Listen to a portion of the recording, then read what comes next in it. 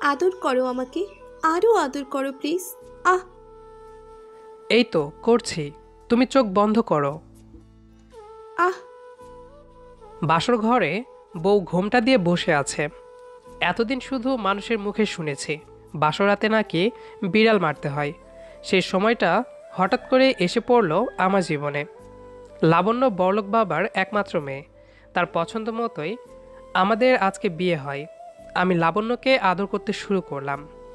তার নাভিতে আলতো করে আমার ঠোঁটে ছোঁয়া দিতে যাব, তখনই আমাকে ধাক্কা দিয়ে মাটিতে ফেলে দিয়ে বলল, কি অবাক লাগছে তাই তো? তুই কি ভেবেছিলি তোর মতো একটা ছোট লোকের সাথে বাসর করার জন্য আমি বিয়ে করেছি? বাসর ঘরে বইয়ের মুখে এমন কথা শোনার জন্য আমি মোটেও প্রস্তুত ছিলাম না। সেকেন্ডের মধ্যে ফিলিংসটা মাটি হয়ে গেল। আমি বউয়ের দিকে অবাক দৃষ্টিতে তাকিয়ে বললাম, কি বলছো এইসব? তুই ভুলে গিয়েছিস পুরনো দিনের কথা। আমি কিছু বুঝতে পারছি না, এইসবের মানে কি? সেদিন রাস্তায় তুই সবার সামনে আমাকে অপমান করেছিলি, এত সহজে ভুলে গেলি কেমন করে? তার মানে তুমি? হ্যাঁ হ্যাঁ, আমি প্রতিশোধ নেওয়ার জন্য তোকে বিয়ে করেছি।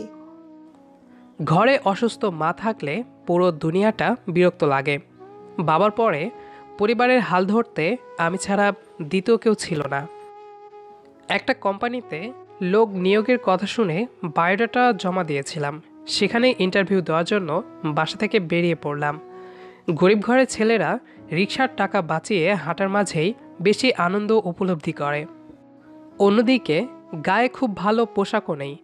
রাস্তার এক পাশ দিয়ে হেঁটে হেঁটে যাচ্ছি, হঠাৎ একটা দামি গাড়ি দেখে আমি হাঁটা বন্ধ করে দিলাম।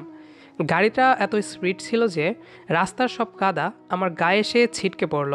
আমি গাড়িটার দিকে তাকিয়ে রাগ করে বললাম, রাস্তাটা তোর বাপের নাকি? গাড়িটা একটু সামনে থামিয়ে দিয়ে একটা মেয়ে বের হয়ে আসলো। কালো চুলের মাঝে কিছু চুল সোনালি রঙের চুল দেখে বুঝতে পারছিলাম কোনো বড়লোকের মেয়ে, আদরের দুলালি হবে। চোখে কালো সানগ্লাস পরে আছে।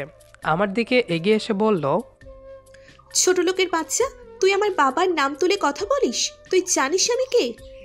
তুই কে সেটা জানার কোনো প্রয়োজন নেই আমার। আমার কাপড়গুলো নষ্ট করলি কেন? আমি তোর কাপড় নষ্ট করিনি, তোর কপাল তোর কাপড়ে কাদা লাগিয়েছে। ছোট লোক হয়ে রাস্তায় হাঁটতে গেলে কাদা তো লাগবেই। তারপরে পকেট থেকে 1,000 টাকার একটা নোট বের করে দিয়ে বলল, এই যে টাকা ধর, ধোলাইখানা থেকে কাপড়গুলো পরিষ্কার করে নিস। আমি টাকাটা হাতে নিয়ে মেয়েটিকে ধাক্কা দিয়ে রাস্তায় ফেলে দিলাম। তোর এত বড় সাহস, তুই আমার গায়ে হাত দিয়েছিস? আমি তোকে মেরে ফেলবো। আমাকে মেরে ফেলার তুই কে? তোদের মতো বড়লোকের মেয়েদের জন্য আজকে ভদ্র সমাজটা নষ্ট হয়ে যাচ্ছে। তুই জানিস আমার জামার দাম কত? দাম দিয়ে কি হবে? এই যে 1,000 টাকা দিলাম, কোনো ধোলাইখানা থেকে পরিষ্কার করে নিবি। হয়তো এত টাকা লাগবে না, বাকিগুলো তোকে ভিক্ষা দিলাম। রাস্তায় দাঁড়িয়ে অনেক মানুষ আমাকে দেখছিল। মেয়েটি টাকাটা ছিঁড়ে নাকের ডগায় রাগ নিয়ে চলে যাওয়ার সময় আমাকে বলল, আমি তোকে দেখে নিব ছোট লোকের বাচ্চা। আরে যা যা। পাশে একটা টিউবওয়েল থেকে কাদাগুলো পরিষ্কার করে বাসায় ফিরতেই মা জিজ্ঞেস করলো, কি রে বাবা, কি হয়েছে? তোর পুরো শরীরে কাদা লেগে আছে কেন? গরিব হয়ে জন্ম নিয়েছি, রাস্তায় হাঁটলে একটু কাদা তো লাগবেই। কি হয়েছে বলবি তো? আমি মাকে পুরো ঘটনা খুলে বললাম। মা আমার দিকে নরম কণ্ঠে বলল, মেয়েটা ভুল করেছে বলে তুইও ভুল করবি? ভুল করেছে কিনা জানি না, তবে একদম উচিত শিক্ষা দিয়েছি। এইসব বড়লোকের মেয়েদের সাথে এমন করাই উচিত। না বাবা, তুই কাজটা মোটেও ঠিক করিসনি। যদি তোর কোনো ক্ষতি করে তাহলে কি হবে? মা, আমার কিছু হবে না, তুমি একদম চিন্তা করো না তো। তাহলে মেয়েটার সাথে দেখা হলে তুই ক্ষমা চেয়ে নিবি? আমি কেন ক্ষমা চাইব? আমি তো কোনো ভুল করিনি। আমি বলেছি এই জন্য ক্ষমা চেয়ে নিবি। বড়লোকের মেয়ে কখন কি করে বসবে তার কোনো ঠিক নেই। আচ্ছা, তুমি চিন্তা করো না, দেখা হলে সরি বলবো। এখন খুব ক্ষুধা পেয়েছে, একটু খেতে দাও। ঘরে তো রান্না করার মতো কিছু নেই, তেলও শেষ হয়ে গেছে। তোর বাবাকে কখন থেকে বলছি বাজারে যেতে, কিছুতেই শুনছে না। আমি মনে মনে বললাম, বাবা বাজারে যাবেই কেমন করে, তার কাছে তো কোনো টাকা নেই। মাকে বললাম, আচ্ছা আমি বাজার করে আনছি। আর পিঙ্কি কোথায়, দেখতে পারছি না। না খেয়ে স্কুলে চলে গেল। না খেয়ে যেতে দিলে কেন? আচ্ছা বোতলটা দাও। তোর কাছে তো টাকা নেই, তাহলে কি করে আনবে এসব? আল্লাহ একটা না একটা ব্যবস্থা করবে।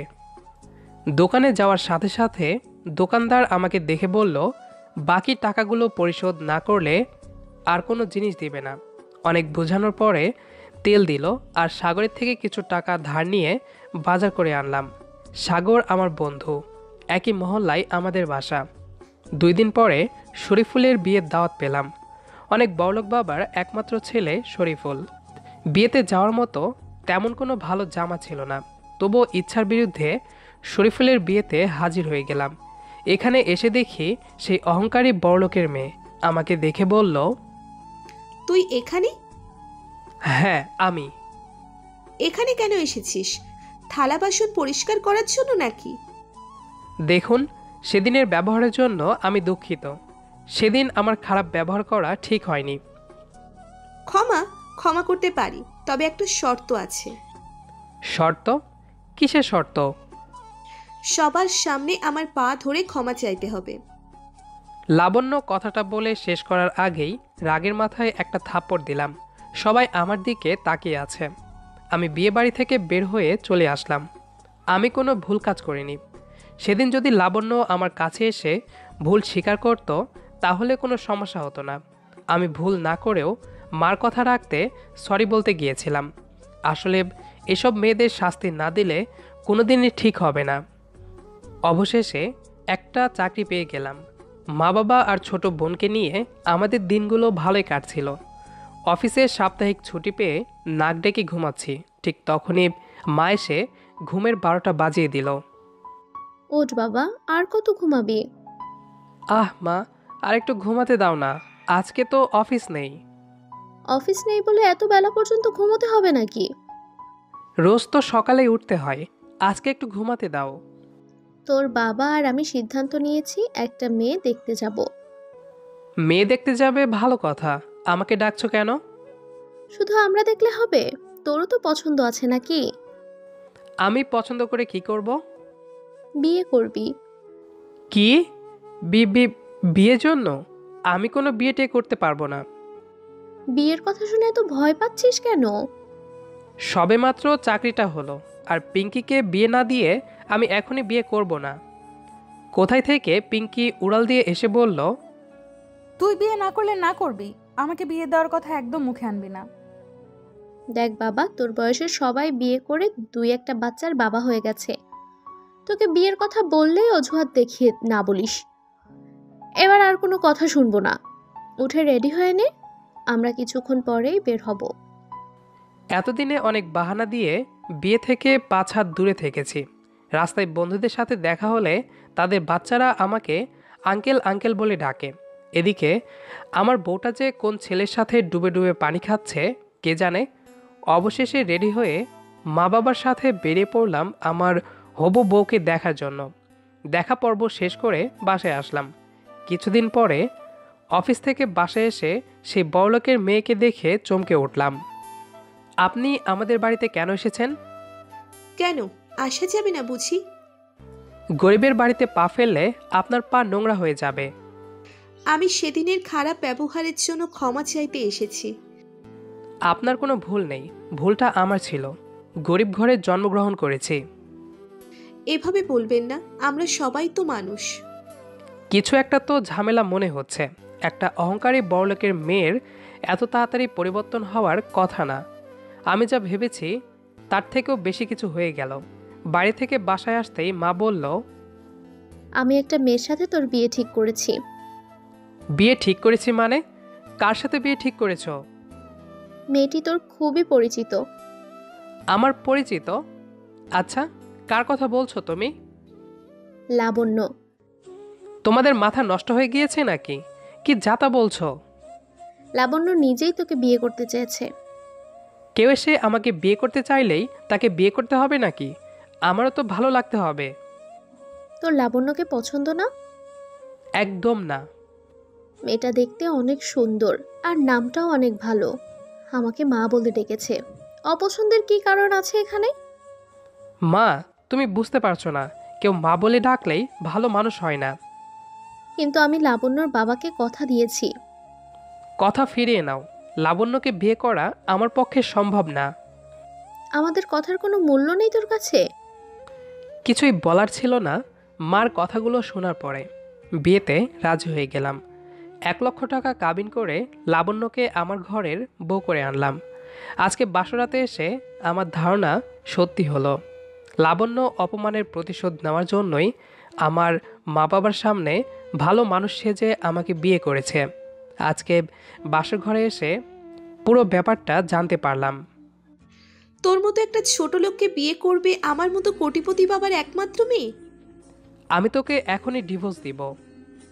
সেই ক্ষমতা নেই তোর। বিয়ের সময় 5,00,000 টাকা কাবিন করে বিয়ে করেছিস। 5 লক্ষ মানে? 1,00,000 টাকা কাবিন হয়েছিল আমাদের। সেটা তো কাজীকে টাকা দিয়ে মিথ্যে শুনিয়েছিলাম। একটা মানুষের মন এতটা নিচু মনের হয়, তোকে না দেখলে কোনোদিন বুঝতেই পারতাম না। চুপ, একদম চুপ। তুই এখন যে চাকরিটা করছিস সেটাও আমার দেওয়া চাকরি। চাইলে এখন তোকে চাকরি থেকে বের করে দিতে পারি। আমার যোগ্যতা দিয়ে চাকরি পেয়েছি। যোগ্যতা? একটু হেসে লাবণ্য ফোন বের করে একজনকে কল করে কিছু বলল মনে হয়। কিছুক্ষণ পরে আমার ফোনে রিং বাজতে শুরু করলো। লাবণ্য আবারও হেসে দিয়ে বলল, ফোনটা তুলে দেখ তোর ভাগ্য কি বলছে। যোগ্যতা দিয়ে তোর ভাগ্যকে পাল্টাতে পারিস নাকি? আমি ফোনটা রিসিভ করতে একটা ভদ্রলোক বলল, আপনাকে চাকরি থেকে বের করে দেওয়া হয়েছে। আমি ফোনটা কেটে দিয়ে লাবণ্যর দিকে ঘৃণিত দৃষ্টিতে তাকিয়ে বললাম, তুই কি ভেবেছিলি আমাকে চাকরি থেকে বের করে দিলেই তোর কাছে মাথা নিচু করব? কখনো না। তুই ভুলে গেলে চলবে না, আমি তোর স্বামী। কথাটা বলে বাইরে চলে আসলাম। মা বাবার কথা দেওয়ার কারণে আজকে লাবণ্য সুযোগটা কাজে লাগিয়েছে। তাদের কি করে বলবো লাবণ্য প্রতিশোধ নেওয়ার জন্য ভালো মানুষ সেজে আমাকে বিয়ে করেছে। কিছুদিন পরে প্রতিদিন সকালে বাসা থেকে বেরিয়ে যাই, যাতে মা বাবা বুঝতে না পারে আমাকে চাকরি থেকে বের করে দেওয়া হয়েছে। একদিন রাতে বাসায় এসে দেখি লাবণ্য ঘরে নেই। লাবণ্যের কোনো নাম্বার আমার কাছে ছিল না। মাকে ডেকে জিজ্ঞেস করলাম, মা, লাবণ্য কোথায়? গাড়ি নিয়ে কোথায় গেল মনে হয়। তোমার ছেলের বউ কোথায় গেল জানতে চাইলে না? আমি তো জিজ্ঞেস করছিলাম, কোনো কথা না বলেই চলে গেল। কিন্তু তুই এমন রেগে আছিস কেন? তোমরা যেই লাবণ্যকে ভালো মানুষ হতে দেখেছ, সে প্রতিশোধ নেওয়ার জন্য আমাকে বিয়ে করেছে। কি বলছিস এসব? আমি সত্যি বলছি মা।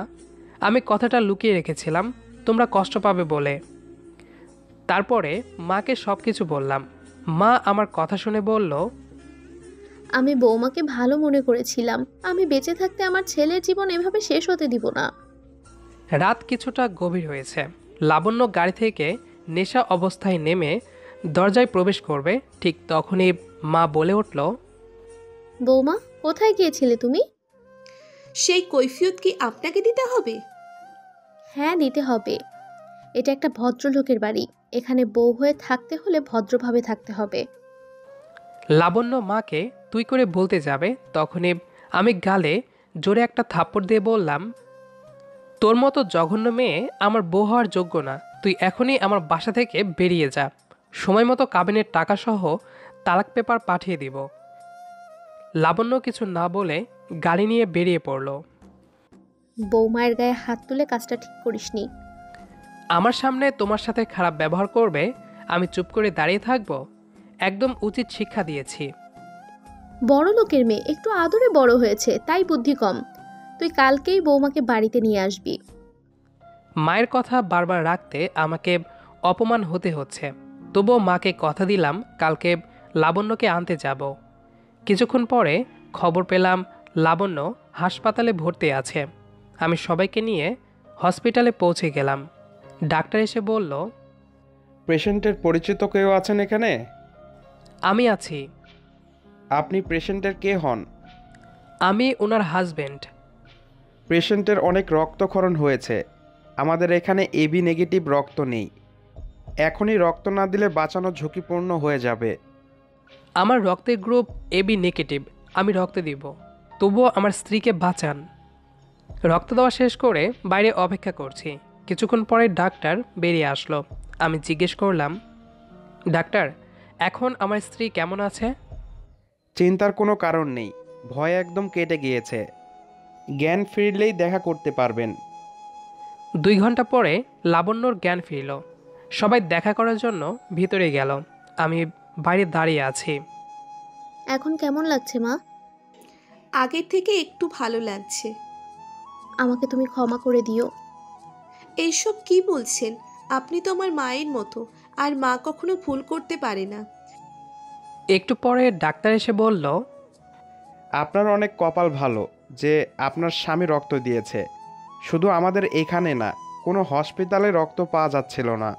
অনেক কপাল করে এমন স্বামী পেয়েছেন। কিছুক্ষণ পরে মা এসে বলল, বৌমা তোকে ডাকছে। আমি লাবণ্যর কাছে গিয়ে জানতে চাইলাম এখন কেমন লাগছে। লাবণ্য কথা বলার সময় লাবণ্য উঠে বসার চেষ্টা করলো। উঠতে হবে না, চুপ করে শুয়ে থাকো। তুমি আমাকে ক্ষমা করে দিও। তোমার প্রতি আমার কোনো অভিযোগ নেই। আমাকে বউ হিসেবে গ্রহণ করতে পারবে না তুমি? তোমাকে যেদিন কবুল বলে বিয়ে করেছিলাম সেদিন বউ হিসেবে গ্রহণ করেছি। আমাকে বাড়ি নিয়ে চলো, আমার এখানে থাকতে ইচ্ছে করছে না। আগে তুমি সুস্থ হয়ে নাও, তারপরে নিয়ে যাব। লাবণ্য সব ভুল বুঝতে পারলো। অবশেষে শ্বশুরের বিজনেস আমাকে বুঝিয়ে দিল। আমাদের আজকের গল্পটি আপনার কাছে কেমন লেগেছে সেটি অবশ্যই কমেন্ট করে জানাবেন। দেখা হবে আবারও নতুন কোনো গল্প নিয়ে। সে পর্যন্ত আমাদের সাথেই থাকবেন। ধন্যবাদ সবাইকে।